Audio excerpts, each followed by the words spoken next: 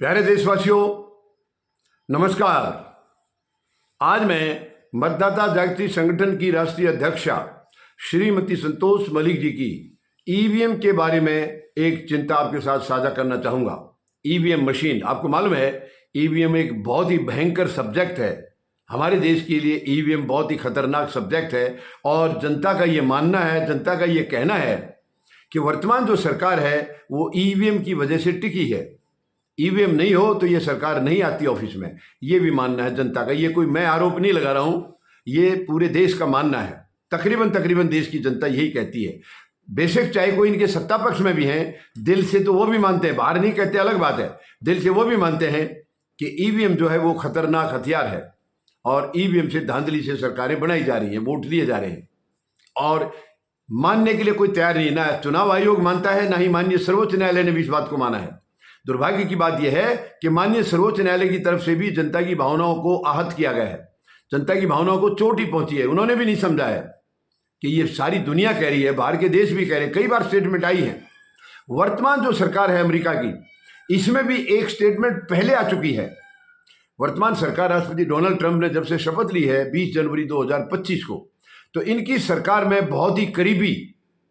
इनके बहुत ही करीबी सहयोगी, जिनका कि इनके चुनाव जीतने में बहुत बड़ा हाथ रहा है, आप सब जानते हैं, एलोन मस्क जो टेस्ला कंपनी के मालिक हैं, उन्होंने भी कहा है ईवीएम को हैक किया जा सकता है, ईवीएम से वांछित परिणाम लाए जा सकते हैं, जो परिणाम हम चाहते हैं वो लाए जा सकते हैं, ये उन्होंने बोला है।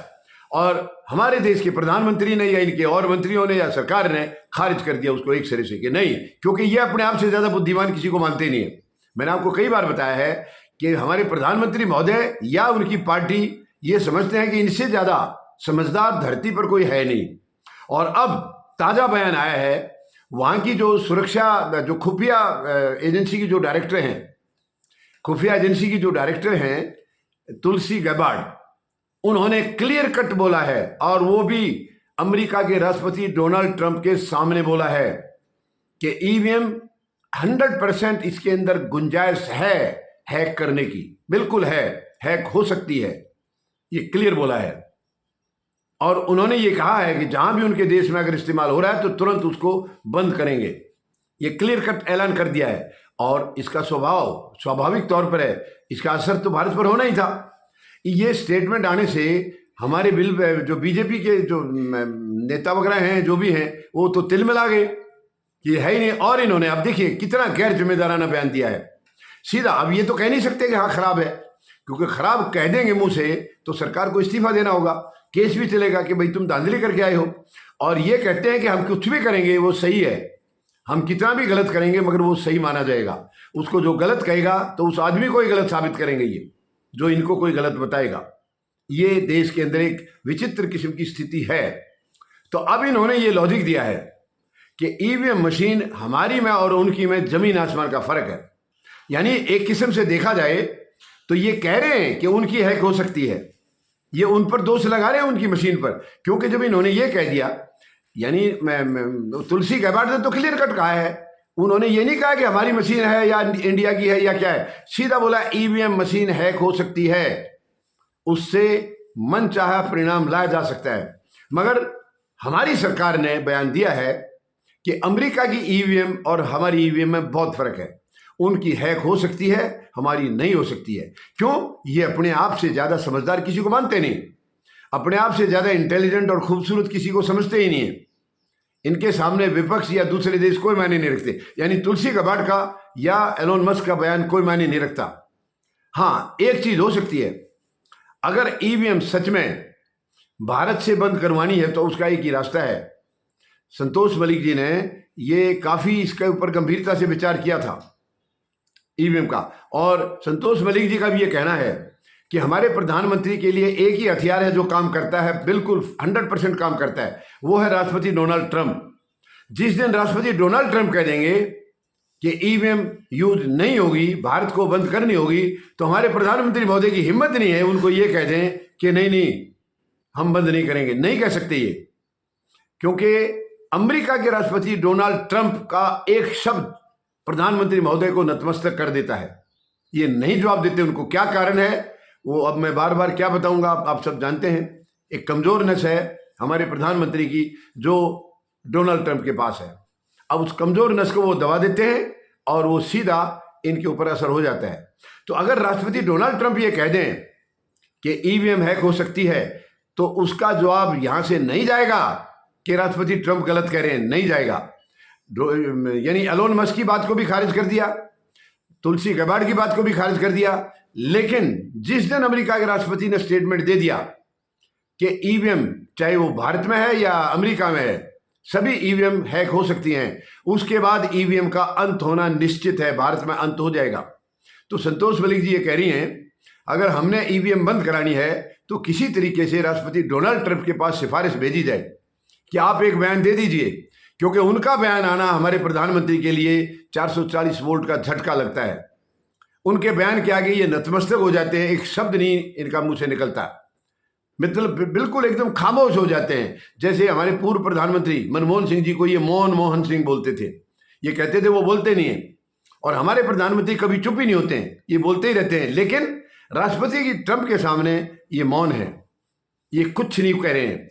तो इस वक्त आप देखिए खेल, अमेरिका से दो बार बयान आ चुका है, मगर मजाल है भारत के प्रधानमंत्री माने क्यों? इनसे ज्यादा होशियार कोई है ही नहीं।